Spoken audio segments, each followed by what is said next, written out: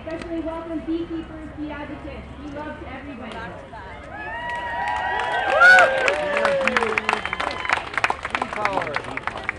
Today we're having a requiem for bees because the potential for losing all of our bees is a very, very real possibility. When beekeepers are giving up on their bees, these are commercial beekeepers, hobbyists, everyone who's a beekeeper right now should be concerned and should be to carry a coffin full of 1 million dead bees with us. What we're going to do is we're going to process south. We're going to take a shortcut across the park. We're going to process south on University Avenue. Please show off your morning armband. At that point, we're going to turn right by the Parliament building, where I will then load 1 million dead bees into the coffin. We have 4 pallbearers, and all of the bees were donated by anonymous beekeepers. I'd like to thank those people most sincerely and everyone involved. Thank you, thank you, thank you.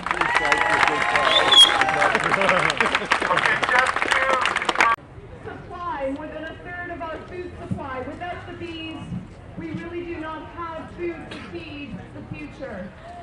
So let's absolutely consider the repercussions of genetically modified food, the repercussions of using pesticides in our food. And today you're going to be really blown away by an incredible host of speakers, an amazing amount of talent that's happening at Christie Pitts today. I want you to come with us on this march, to dead bees, and then really take in these incredible speakers at Christie Pitts. First off, our number one speaker who's here with us today is Rachel Parent. And Rachel Parent is a huge Thank you so much. I just wanted to say it's such an honor for me. And today we're marching against Monsanto, but in all reality, we're marching against all corporations who put corporate wealth ahead of environmental health.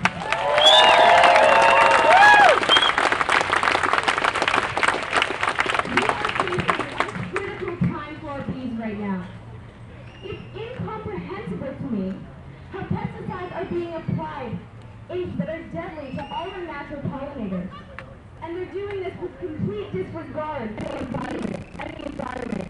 The indiscriminate use of neonicotinoids causing colony collapse disorder and threatens not only our bees, but our entire ecosystem and our future.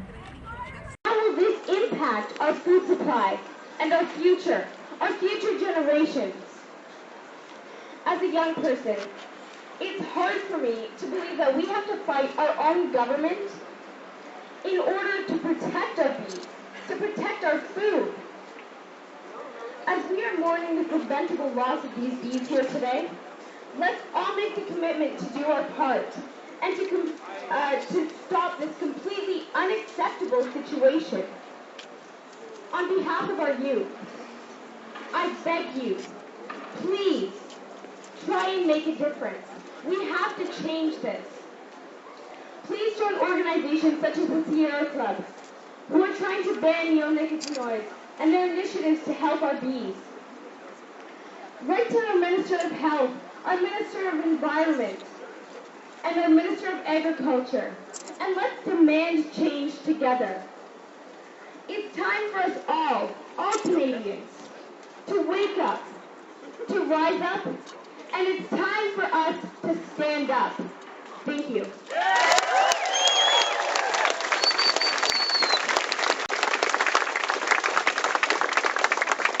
It is so moving to see this many people care. It is so moving to know that people are here on this gorgeous, stunning day, and that we can do something together. And it is so wonderful to see as much media as we've seen come out, that they care, that this is definitely an issue that must be addressed right now. Now, because this is the day where 400 cities are banding together all on the same day.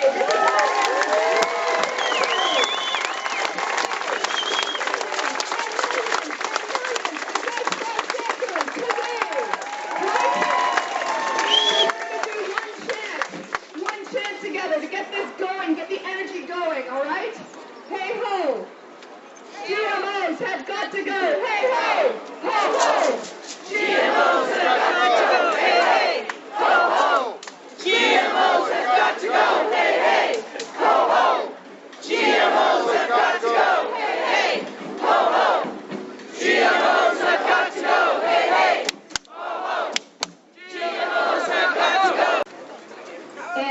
to that. Hey, hey! Ho, ho! Neonics have got to go! Hey, hey! Ho, ho! Neonics have got to go! Hey, hey! Ho, ho! Neonics have got to go!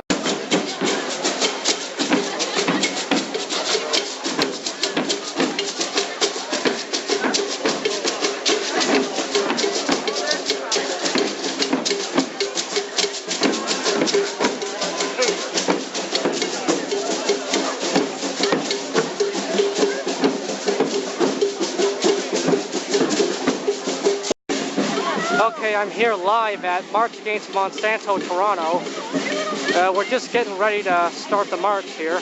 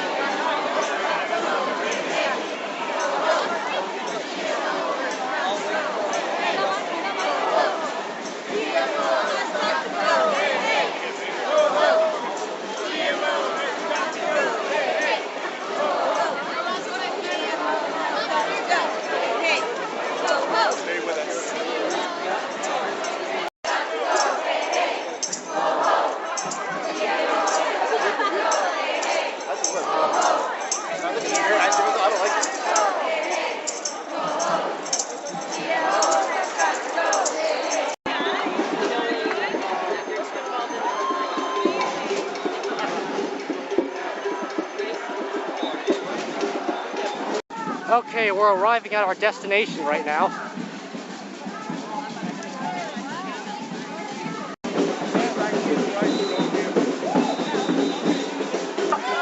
When I say Monsanto, you say hell no, Monsanto! Monsanto!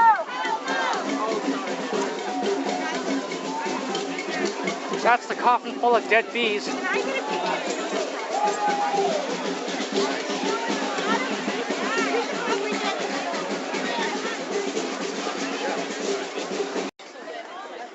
Well, here are the dead bees murdered by Monsanto's pesticides, among other things.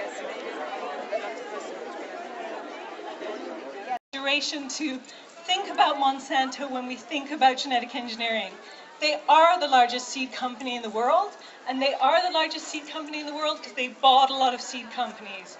And they invested in genetic engineering because it means they can own those seeds. So when we come here together, we're talking about seeds and the way that that seed becomes the food that we eat. But it's amazing that even after all this time, yes, there's genetically engineered foods across our grocery stores, but where are they? They're in packaged foods, because actually there's only a few crops grown around the world.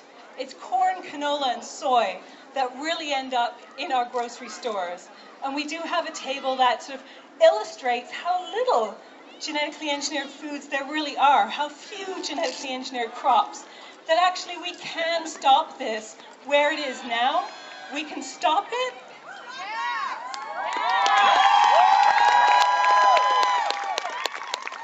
And in fact, consumers and farmers already have.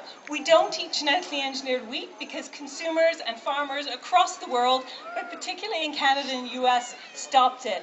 And this is what we can do with this ridiculous genetically engineered apple that's been proposed. Oh, a ridiculous genetically engineered salmon. And it's what you've already done by delaying the release of genetically engineered alfalfa. Yeah, so thank you for all your actions, every action that you take. And I would just leave by saying that if you want to take an action against the genetically modified apple, I encourage you to write a letter to the head office of your grocery store. These are actually really influential. And you may not see it immediately, but that in particular is a really influential action. And there's lots of these that you can take, small or big, and now you're taking them together, which is amazing. Thank you. Thank you. Let's remember, whoever owns our food supply owns us. It's the next fuel war, and Monsanto's going down. Sure, you take which one. Oh, okay. These are the live bees.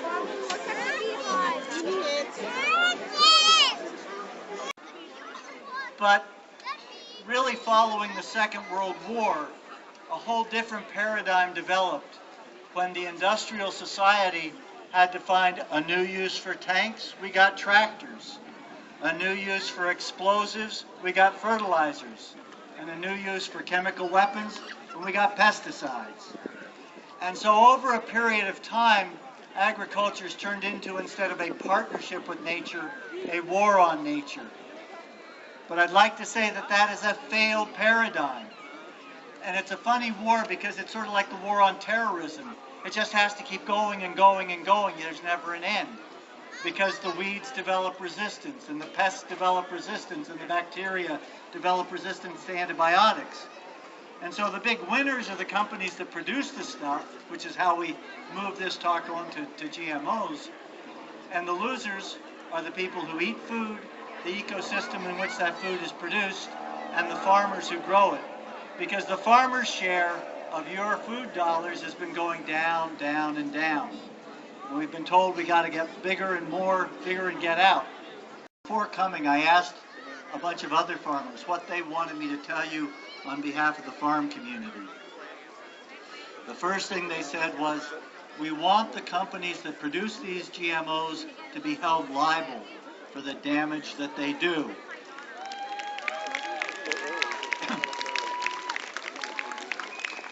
If you and I have a dog and it gets loose and it bites someone, who's going to be in trouble? Well, the dog, but we're going to be in trouble too. We're going to be held liable.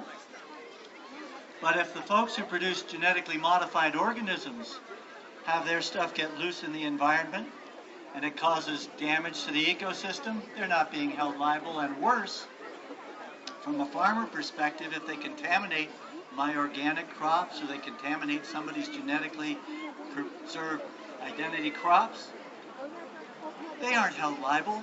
The farmer has to take the loss. And if as time goes on, it's demonstrated that you've all been part of a nasty feeding trial in North America because of the lack of labeling, and there's been a lot of damage being done in terms of human health, again, they're not going to be held liable. So we think that in terms of responsible corporate control, liability is essential. Ducks and geese should feed when Monsanto alters the seed. They might not be able to breed, and that would be a shame.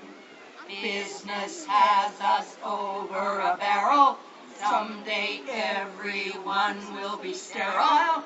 We ingest this stuff at our peril. It is so insane.